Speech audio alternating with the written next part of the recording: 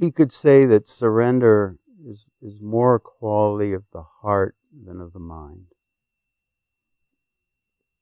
To say, okay, I surrender, if it's not really in your heart, then you really haven't surrendered anything.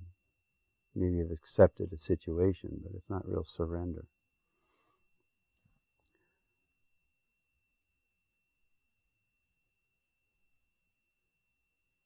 But there becomes an integration, you see. As you evolve, as you grow, there becomes an integration between the heart and the mind. The gap between the two lessens. The lack of coordination between the two lessens. And when your mind functions in a manner that's integrated with the heart, it becomes more and more of a sublime and exquisite thing, which is true surrender.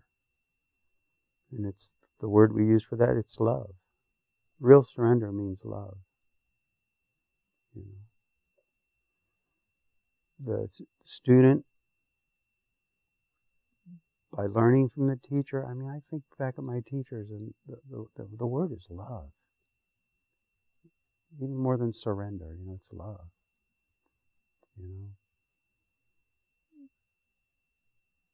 Someone was once asked a master, you know, if my teacher and God were presented before me at the same time, who would I bow down to first?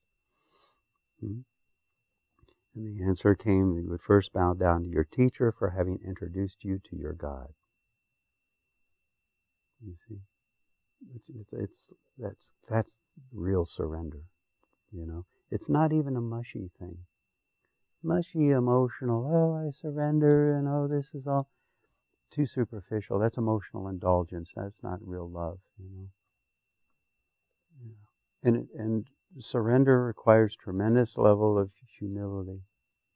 But it's not just the devotee that surrenders to the master. The master has already surrendered to the devotee. The master surrenders his life to the world. And that's all done on the level of love.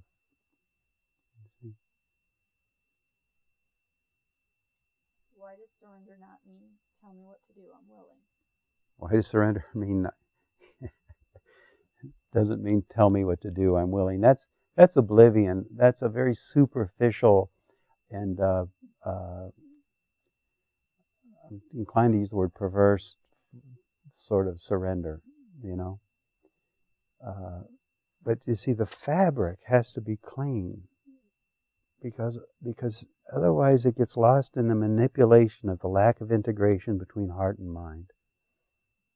In other words, oh, I'm not going to do what he says because I have to have my own mind, and yes, I'm going to surrender, but I'm not just going to abandon my own thinking. No, that's militance.